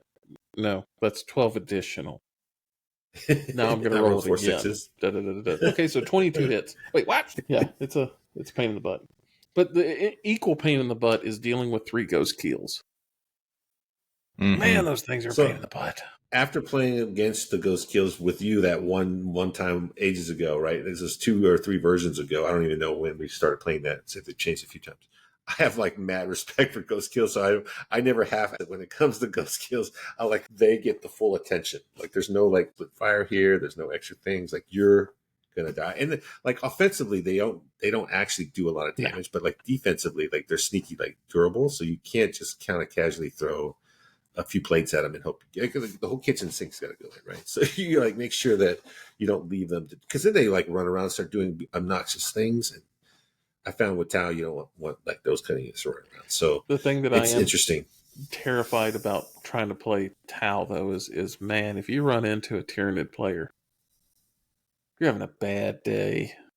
I love it that Tyranids have just got a new lease on life. Nick was like already, I think he still wants to try. Like we haven't even talked about Chaos Knights or Knights in general. Mm-hmm. I've been playing Knights, and like I have just this thing about I have to defeat Knights, so like I'm always like trying to go over the top on Knights. But I really think Knights are good, and if I had to switch to any army right now, Imperial Knights is one I would like play on the side to kind of play because I think it's one underrepresented. I think people think that they're really crappy, and I think they're really good. And I think there are some builds where it's not optimized or it's not great, but I think the new things that they got, I think they're great. If you put Chaos Knights versus Imperial Knights, everyone's going to say Chaos Knights are better. I'm like, I don't know. I think if you play Imperial versus Chaos, like the right builds, I think Imperial has an edge. I mean, the big change with the big Knights being able to walk through terrain That's now, a big deal. like it's huge. It's huge. Big deal. That's a big deal. It's super huge. It's super huge. I'm excited for them. I kind of want to just kind of have a little side project of some Knights and stuff. If I'm not lying, and it's so funny because I'm like pretty like hard over. Like I hate Knights. I want Knights to die. Give me all the Knights. I want to make sure every list I build has to not lose to Knights. It has to be like I have to have I must destroy Knights. And if I ever lose to a Knight, it's always this big deal. Everyone gets to make fun of me because I'm such a always a Knights are terrible. But like in real that I know they're really good, so I have mad respect for them, and I like play against them so much. I know every intricate problem that they have, so I try to exploit it. But like, man, they pose a lot of problems. Even Chaos Knights, like you have the Carnivores strat one through the wall. You have a advancing and charging rampage, or maybe you have two. I think people were talking about running double of those guys. Now they can move through walls. Yeah, absolutely. I think Canis Rex is going to be like. Oh, you're going to see a lot more of that boy running around. It's some good stuff. Like the Atropos sneakily. It's a plastic kit, so surprise. It went down in points. Mysterious Garden went down in points, so you can like give that combo to the Atropos. Mysterious Garden is the relic for the Imperial Knights that lets you jump once per game. And then now you have this 14-inch moving knight that is basically a baby Canis. It has sustain and it has a 5-up invul all the time, so not quite as good as regular Canis, but like it's an Atropos. Like it's a Forge World Knight. It has a decent killing gun and it could fight okay. It's so I really like that. Obviously, I haven't really played too many games of it, but I think there's some interesting things there with Knights. So I can't wait to see. Yeah, it's just like all these factions that get to do things. Like you start talking about like Tyranids are like on the swing. Like you don't want to play against Tyranids, and like I bet Tyranids don't want to play against Knights. Like there's all these different armies that are like. I mean, I don't, but at the same time, I feel better. Oh, with sustain and lethals, like you're like my ability to kill vehicles and maybe +1 strength has gone quite higher up, right? Like, well, yeah, so you wouldn't get sustained against vehicles, but you still get the lethal, and that's huge. Yeah, and Zoanthropes getting the extra buffs and stuff. Get a hit, yeah. There's definitely enough to where I'm like, I don't immediately feel like, well, this is going to be really rough. Yeah, like going into tournaments and like even the team stuff, like getting matched up into Knights is like. This is gonna go one of two ways, and it's gonna be over quick. Whichever way it flops, it's gonna be over quick. I do have to honorably mention the Hot Lizards. Feels pretty bad, man. They don't feel great. I'll be honest. So they got hit with the Redeemer and the Storm Raven, like the two things that I didn't mention. The Storm Raven, the CP change is actually pretty bad for them. Because the free strat used to be 2 CP every turn, and that was a big deal. Yeah. You don't generate extra because you're salamanders, and then like the 2 CP strat for the Devloon rerolls, you would use that every turn. Now it can be reduced with the captain, but it's not free, so it's still costing you 1. So yeah, the economy was always tight in that salamander. It got worse. Yeah. So I didn't think about that. Gilliman. The dream may die. Blue guys, not green guys. Everyone knows. Until Vulcan comes back, the dream may be dead. Unfortunately. Ooh. Oh man, that'd be something. Ooh, if they gave him a new Vulcan model, or if you're just talking about Primarchs, the Primarch for the actual. Until Vulcan proper comes back, the dream may be dead. Yeah, who knows? But that's it. It's not. You can't. It can't be done. Especially now that there's people trying to increase CP cost. Yeah. Yeah. Hey, you know these Hey, what's Vanguard the will range do of those devastating flamers? The wounds 12-inch range? Yeah. on the Interesting. Swarmlord. You know who you're within range of? And I got to get, I have to get all up on you to do it because I want to be close anyway. And Yeah. Salamander's all about that, like get close. Hey, you want +1 to wound? Get within 6 inches. You know, +1 strength, get within 12 inches. You know, like, I want to flame you with my 100 flamers, like 12 inches. Oh, yeah, because your +1 to wound is a strat, too. So, Sure like, enough. you can't put captains with the Inceptors. So, you want to be +1? Cost you 2. Yeah, that's too Spicy much. meatballs. That's too much. That's too much. That's too much. You literally in that list, you could just almost run the Swarmlord. He's invulnerable because he can't get near him, and you won't have no CPU to actually hurt him. So It's like waving his hands, running at him. Yeah. In that game I played with Walter, I just ran him down the middle and was kind of like, I'm gonna go punch some stuff. Who wants to get punched? You over there, you're getting punched. You got anything you do about it? I can resurrect. I cost you 2. So I think. So could you use? Let me ask this question. I'm sorry to interrupt. Can you use, since they're two different abilities, like Gilliman, the captain, and the regular? I spend a CP. Like I could basically discount it by 2 if I use both of those, or I can only discount one. I think as long as they're different names, I don't see why they wouldn't. I have to read what it says. I can't see why they wouldn't stack if they're different named abilities. It just says, because they said all the things that say they make a strat free. It just reduces it by 1. But yeah, I don't know if that's just like it becomes this one lump thing. You made it reduce. That's all you can do is reduce it by 1, or if you can do it separately. Because his is obviously different than what the captain says, but like it might matter with the sequencing, right? Yeah, the app is not updated to change actual data slate or data sheet rules. I think it just has the points in there right now.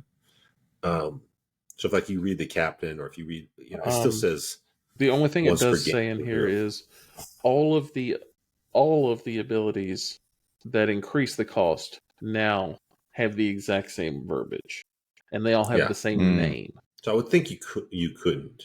So you can't you cannot increase the cost by more than 1. If they rule, or if you don't have multiple of those guys, like if it's just Swarmlord in Nick's case, I'm like, well, I got my guy over here. So then we back to playing normal 40K, where it's not free for me, but it's not minus for you. It's just back to I pay the normal cost. And so as long as I can afford the normal cost, then we're back to square yeah, because you do not replace the name of the ability, like the increasing. So I would argue don't see why you can't if they're differently named abilities. We'll have to see when that argument or scenario actually. It may not come up except around Gilliman, because Gilliman lets another unit. The captain's ability says this unit. Yeah. So there may not be that many effects in the game that let you target another unit. That's true. That's very true, right? It's always that guy. So you're like, he's standing next to the captain. He's like, "Hey, captain." Yeah. Just do the work. So that may not be an issue. Or you may make it an issue. I don't know. We'll see. Yeah, exactly. I just killed someone from back there, and then he's dead, and it doesn't matter. Easy. I mean, if you have some decent range shots, I'm gonna probably not stick him out in front of God and everybody.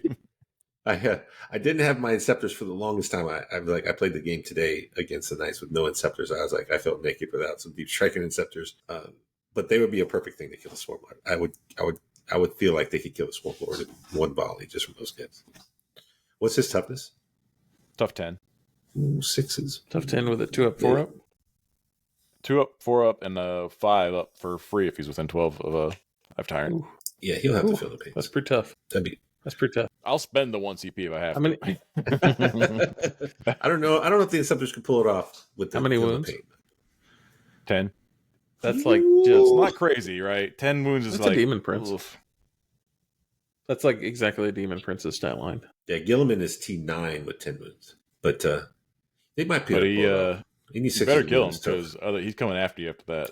Don't let him live. Flat 3. Everybody's coming in. We're gonna have like the Eradicators and those guys. It's so funny that like the Swarmlord is thought of as this like unkillable guy, and he literally is a foot Demon Prince. But I'm over here like, how am I going to deal with him? Oh wait, he's just a Demon Prince. Yeah, no. Nobody's like worried about Demon Princes, like just staying alive, right? No, you put enough into him, he goes away for sure. But now it's like I keep him alive long enough just to mess with your plans. If he disrupts just enough plans, it could be like all you need for him to kill. And if they're like going after him again, you're always kind of better him than all my other good stuff, right? I think you'll also. I'll use him to bait people out, but also at the same time, I don't want him to die because he gives me extra CP every turn. Yeah. So like, you're also going to start seeing more Bjorn the Fell-Handed because he has the same thing. He increases the cost around him. I had to learn that the hard way in one of the tournaments. So I played the 2 Space Wolf guys in that tournament. So I learned it. So the second time around, he's like, Bjorn? I'm like, I do now. Bjorn also has a 5 Feel No Pain, and he reduces damage by half. By half, yeah. It's like a surprise. Like you're not going to casually kill him, Captain. That kills any dreadnought in the game. You're like, he's half damage. And why are you going to take away my dreadnought, but they get to keep that? Those green guys. All they got, man. Come on. And the Thunderwolf. It's Space Wolf, right? Like transport. That's their identity, right? It's like taking away their. And he's not a Forge World guy, is he? No, he's not. He's not Forge World. Yeah, I think part of it's just like they culled a lot of the Forge World stuff. So your guy was a Forge World guy. So we're going to play some more games. We're going to try some weird stuff. We're going to go crack those codexes back open and start looking at things that we previously thought, well, that's terrible. Why would I ever play that? Yeah. And so, like, tournament-wise, like, we do, I don't know when lists are due, like, but ATC or NATC, right, in the North American Team Championship, right? That's a couple weeks away. 3 weeks away? Like 2 weeks away, yeah. I'm like, it's 2 or 3 weeks, right? It's like it's July 12th or something. Yeah. So I don't even know. It's 3 weeks. Where we said it is 3 weeks away. Boy, yeah, list's got to be due pretty soon. I hope. Shoot, I got to figure out this Gilman list soon. I had a thought today. I hope everyone that is attending is able to get cards for their secondaries. Dude, you know, some bootleg ones printed off. I printed some cards off on a piece of paper, right? They're not exactly the right size. So, and only like when I printed it, I thought I was all, I'm so productive and like we're gonna play a game this weekend. And then like an idiot, I only printed one set. So like my opponent's like, yeah, let's do the cards. We're both gonna do cards. I'm like, I only have cards for me, so we couldn't really use the cards because like they needed to use the cards too. But I used the app, right? I'm not a big app guy. I like to have like score sheet and write it all down. They've updated the app. It's nice. It has the new mission layouts. It has all the measurements in there, which I guess it had that before, but it's just nice to use. They've done a really good job. I have to give those guys credit. Like the app is very user friendly. It keeps track of the scores for you. He's talking Sometimes you read the missions. It's called Tabletop Battles. Tabletop Battles, right? So if you haven't seen that app, if you're taking score manually like me, like an old person, on a score sheet. I still like to use a score sheet. I even made a new score sheet all fancy. I'm excited about it. But the app is good. It checks your score. As I get older, I get apparently worse at math. I like can't add simple numbers anymore. I'm like, how is that? 5 + 5 does equal 10. When did that happen? I don't know how I don't know. New math. I don't know what happened. Like maybe it was that stroke that I had. Like it just the mental gears don't work all the way. 37 and 12 is obviously not 49. There's no way. I know by the time I play a 5-hour, 6-hour game that I normally play, like I'm like so fatigued that I can't add anymore. Maybe that's it. But like it's not early in the morning. The calculator, I have to literally pull out my calculator sometimes. I check the math. Or I'll like turn the score in and then like I take a picture of the sheet and then they're like they come back and tell me like you added this up wrong. I was like, what are you talking about? And I never added it in my favor, right? So I always add it for my opponent better, and then my score either is the right or lower, right? Like I give them more points. It's so weird. I don't know. Luckily, I don't add it bad for me. I don't want it to look like I'm trying to cheat the score, but it's often wrong. It's more than like you would expect. It's a high percentage. I'm like, I'm bad. I have to double check the score like 20 times. So we're not going to do any the MetaMarine math tutoring services here. Then is what I'm hearing. No, I'm like a mechanical engineer. Like math, I'm good at. Or I was. I used to be able to calculate like sales tax on the fly. You're like, I look in the cart, sales tax. I would know the number. I could do it like without even thinking. And now I'm like, 7 + 9 is 10% of. Is that 2? I gotta add 10% for a tip. It's a struggle, man. We order pizza every Friday. I'm struggling over there trying to figure out how much it costs. I'm like, when did it go so bad? What's happened? Am I just tired? Have I literally lost some brain cells? What is happening right now? So the Abe Simpson. It'll happen to you. Don't get old. It's terrible. Or do get old. It is a privilege denied to many. Don't listen to him. Yeah, I mean, the things that you worry about, it's way different. So, I mean, I'm enjoying my time now. At some point, I do need to get a job, but outside of that piece of it, I've been unemployed here. I got laid off. But the the things that I've been able to spend time with my family, with my daughter Mia, and then obviously we've been doing tons of Warhammer in this league with NTL, with you guys, with this Meta Brain, all the new 40K. I'm like having the time of my life over here. So it's good times. I hope you're enjoying 40K as much as we are. I mean, I'm super excited. Even like we were talking about, our army sort of got nerfed, and I'm celebrating Nick. Like, he was kind of like feeling like Nicks were struggling. He was going to have to find a different army maybe to play around with. Let's be real here. He wasn't feeling like they were struggling. They were struggling. But now he's got like something so exciting just to hear him tell the story about how his game went with Walter. Like, I know how those games with Walter. Walter's awesome. His list is very difficult, very fine tuned. And for him to be able to pull off these new tricks with his kind of old army, like, wow, what a change one day made, or whatever, a whole new beast. So there was definitely like a okay. I saw his face. You didn't see his face. Stuff. I was like, how'd it go? And he's like, he was the eyebrow raised. He was like, yeah. I was like, you won that game? He's like, yeah. And then they started telling the story, and Walter was like, then I did this. I couldn't re-roll it. I couldn't do this. I could spend. It was so glorious. So I was like, oh, this is gonna be a problem. I'm glad to see a denial effect have an effect in the game that profoundly. Yeah. Because ultimately, otherwise the game is just all offense, and that's like, it's this weird trading thing, and that becomes like, who can trade better? Yeah, when it becomes this like, I'm not playing the game and having fun, it just becomes this like very mechanical back and forth. I'm always going to do that. Like, we're playing chess, right? Like, maybe some people play the game that way. For me, I'm always like 100 different things going on. Maybe that's why I can't add math, because I have too many other things. There's not enough room in there to add simple numbers. Best change scenarios. You just reminded me. Sorry to interrupt and Bogart. Yeah, best change they made to a fixed secondary, deploy teleport homers. Middle is 2 points, not 3. Get F'd everybody that just got 15 for free. They call it like deploy or was it locust something or other? Yeah, they changed the name of it, but yeah. That whatever that one is now, the deploy previously known as the artist known as deploy teleport homers. That was so dumb, dude. If we're talking about secondaries, really like, bring it down. Like, what a change to bring it down, right? Like, some armies didn't care. Some armies are like, you just auto 20'd. The making it for units, the making it number of wounds. You're not going to hide one crisis suit anywhere. Yeah, the same guy said that not 15, 20 minutes ago. The crisis suit's like, fine, whatever. I kill all those guys, no problem. They're all dead. I'll take fix all day. I don't even care what the other one is. I'm just going to make sure I get the full 20 for bringing it down, just to spite you. I play some armies, you're like, well, you have to kill all the vehicles to get the max. And I'm like, okay, challenge accepted. You're like, I'll do it.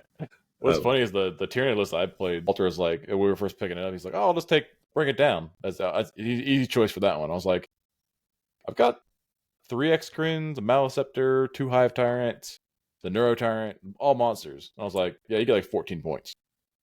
Yeah, it's a lot less. It's interesting when you start breaking it down. Like, it's hard to get a lot of points on bring it down. Like, you could take quite a bit of vehicles, and then in a normal style list that would be like casually 20. Now it's like 10 or 12. You're like, you're like, oh, well, that's not an easy choice now. But like, if you play tactical, you like, there's no cap. So like that turn where you're like, go turn, actually, you bring it down. You're like, I kill 4 vehicles. Yeah, now's the time. I really better stack it up. So yeah, I think the tactical is definitely going to be for most people is going to be the way to go. Like 9 times out of 10. I like that they call the horde. Because there was a lot of people already talking kind of slate that they're just going to like game I'll the pay system. For 20 and only take 19. Yeah. They're like, no, that's not how it works. And then like even in the game, like if you like, I shot this unit of orc boys down to 3 models, but they're still alive. And then I drew Call the Horde on turn 4. It's not like they have to be 20 at the start of this turn when I drew it. It's like they started at 20 a long time ago. I just have to kill the 3 guys, and I get it. So it's like that's really achievable, right? Like, some of the secondaries, it feels like it's hard to get. Sometimes it feels like it's very easy to get. I guess it depends on the army you're playing. If I talk to Brad, he's like, these secondaries are so easy to score. And I'm like, looking at, I can't get that. I'm not over there. I'm trying to hide and kill you. I'm not shoot. But generally, we've seen the scores be a little bit, 10 to 15 points lower, just because the scores are a little bit less, because you're not getting all the points like you used to. And they're not easy free ones. I think we're going to get a ton of games in between now and the next episode here. I'd really like to just like burn through a ton of games and just get a feel for how things feel. You kind of develop this gut feeling of this should be this should be that. Once you've gone through and iterated a few dozen times, we'll go through and we'll play a ton of games, and then we'll report back and say, "My God, everything's different," or "No, we were right on," and we were geniuses or we were idiots. So we'll figure that out, and we'll make changes accordingly. So we've got ATC coming up middle of July. If you guys are going, anybody's there, stop us, pull us aside, say, "Hey, we'd love to talk to you." And then I think we've got maybe some events coming up late summer. I'm not sure. And then this fall is going to be, we're going to have a busy October for sure. Yeah. So yeah, I'm going to WTC. So August, I'll be going off to Belgium to play over there, and then that'll be neat. I haven't gone out of country for a while, so we'll travel and do that. And then we'll have October will be DreamHack and all the things that come with that. So that we haven't announced the tickets, but those are going to go out sale soon. So hopefully by the time this episode goes out, actually I think it's this week, so we'll probably have some announcements this week. Probably have this episode out before that, but I think the plan is this week. So hopefully you'll be. If you don't know about DreamHack Atlanta, get ready. I'm so excited. We appreciate you guys listening. Go play some games. It is a wild world out there right now in 40K. West out there, maybe all new stuff. Let us know, man. Hit us up in the comments if you're watching this on YouTube, if you're downloading this on podcast apps. Share it with your friends if you like this content. Love it. And we look forward to hearing from you. Hope you enjoy this. We're going to have many, many more episodes. So much Warhammer to talk about. So thanks, guys. We appreciate it. Bye.